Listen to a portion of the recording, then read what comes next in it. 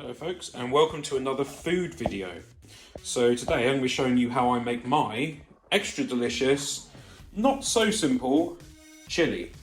So you need sugar, brown sugar ideally. You need cumin, coriander, kidney beans, garlic, lemon juice, chopped tomatoes. You need some tomato puree, an onion, a pepper, pork or beef mince, ideally a mixture of the two. Any kind of cheese really, because once you're mixed in, it's just going to add flavour, but you're not necessarily going to notice whether it's a certain type of cheese.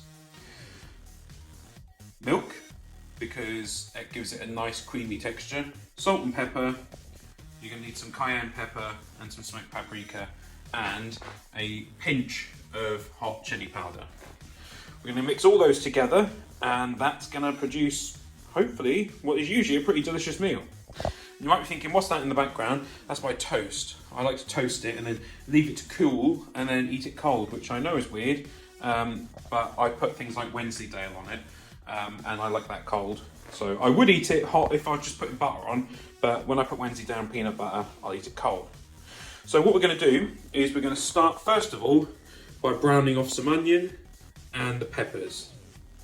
Then we'll move on and we'll cook the mince, and I'll show you what comes next after that. Alrighty, so we've got our onions and our peppers in there, starting to brown up nicely. Give them a little move around. Make sure they're coated nicely in the oil. There you go, listen to that sizzle. That's what we like. Me and my missus always say, listen for the sizzle. The sizzle means you're doing something good in the kitchen. Well, normally. Unless you're chucking a cast iron pan straight into freezing cold water, and the sizzle then is not what you want to hear. But if you're in the cooking stage, then you want to hear a nice sizzle. So that's starting to brown up. So next stage is I would chuck in the cayenne pepper and your smoked paprika, your salt and pepper, and your cumin and your coriander. Get all that in there now. Get that kind of cooking up a bit, and then at the next stage I'll put the mince in, and after that I'll transfer it all to this non-stick one, because I don't want to leave tomato in here, because I tend to cook in the morning, go off to work, and then come back in the evening and just finish off by cooking the rice and whatnot. But I would rather not leave tomato in a cast iron pan, because it will start to eat away at the seasoning. Okay, so I've put all the spices in. It's not necessarily end of the spices, because I'll taste it towards the end, and if I'm thinking it's not quite right, I'll add a bit more or something.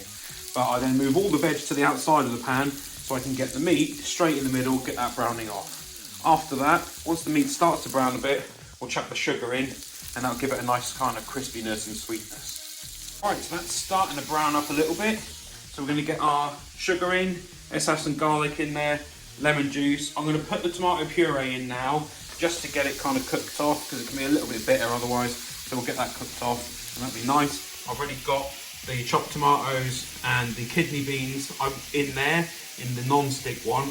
I get the water from the kidney beans, I let that go in there. That'll boil off, and it just adds more of the kidney beans flavour, to be honest. So I'll leave that in there. Let's go ahead and get that sugar in there, bit of garlic and some lemon juice. Actually, a lot of garlic. Alright, so now it's time. Give that a little mix round, nice and gentle. You ain't got to be too aggressive, because you want the meat to still cook in fairly big kind of chunks. Not massive, you don't want it to be beef burgers cooking in there, or pork burgers or whatever. I always find it strange they call them hamburgers, but I don't know, since like the 50s or whatever, they haven't actually been made with pork, they've been made with beef. But in all honesty, I think pork is the better meat. It's strangely lower in fat. It's cheaper. We buy all our food from Muscle Foods, all of our meats anyway, and in my experience it's actually a lot cheaper to get the pork. So 400 grams of pork mince probably run you about £3. This is extra lean as well, so it's lower in fat, you know, which is good for you. I'd probably choose slightly higher fat content for the flavour, but it's not an option. It's all lean or extra lean, so I'm happy with that. It's pretty tasty still. But if you were to get the beef mince, it'd be £4.50, which I find strange, because the cow gives you milk as well. So you think that would subsidise the cost of the beef. But I'm guessing it doesn't, because farmers do get a little bit ripped off with their milk prices, don't they? It's quite unfair how they're treated, but that's not an issue for this video really. Just a little opinion there. So we'll get all that mixed in together there. As you can see, it's starting to cook very nicely. So I'll leave that alone for a little bit, let that really cook in. Then I'll transfer all of this, which, just to recap, this is your pork mince, your onions, your sliced up peppers, your paprika, your cayenne pepper, chili powder, coriander, garlic, a bit of lemon juice. Now you could skip some of these options if you wanted to, but for me I think this just makes it extra tasty. And you've got your salt and pepper in there as well.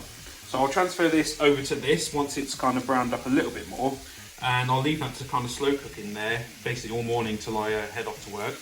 And I'll add the cheese in at that stage and a bit of milk, and that's basically it done. And then after that I will be cooking the rice. So to cook the rice, you basically take one of these saucepans, put twice as much water as there is rice, and then you get that to boiling. And once that's boiled up, you then, what I tend to say is when you see little holes, looks like, appear in the rice, so you can see the water's gone down, it looks like there's little holes in there. What you do, you'll notice it when you cook it, trust me. So what you do then, you take it off the heat, stick a lid on it, put it on a cool part of the oven or on the trivet or whatever, and let that soak up the water for about 10 minutes. It'll still be nice and hot, and then when you put it in on your plate, that'll be really nice and fluffy, and it won't be hard or anything. You can add a bit of milk or something to it if you want, make it extra fluffy, but then, you know, you could make it perhaps too sweet if you do that. So I'll show you in a moment as I combine these two. This pan is very heavy, so unfortunately I can't film myself combining it, but I'll put it in there and then you'll see. Before I end this video, I think it's worth saying as well that I like to add a carrot into the rice when I cook it. Gives it a little bit of sweetness, but the key thing is you need to chop it real fine. So I'll just show you how fine I would chop it. Oh, and as you can see, this pan is now empty. You really want to try and scrape out every last bit of tomato that you can, because these pans stay hot for a while and that tomato will just sit there and eat away at its coating. As you can see, I chop them up pretty nice and small. You can see the kind of size I'm talking about there. Nice little bits. Boil them now, then reheat the water later and cook the rice in with these, and it will add a bit more colour to your meal, because I know it's already a nice colourful meal. It's got all the peppers and stuff. This will add a bit more colour, and it'll be super delicious. And here we go. So this has been sort of cooking on a high heat for a good few minutes now, about 5 or 6 minutes now. During this time, I like to just go and do the washing up as well, sort of, so we're ready for tonight. And I leave the water in the sink and just put a bit of hot water to it in the evening with the suds still in there, and wash up whatever we use then. That way, when you're a busy working person and you're also trying to get everything done, you can get it all nicely finished off.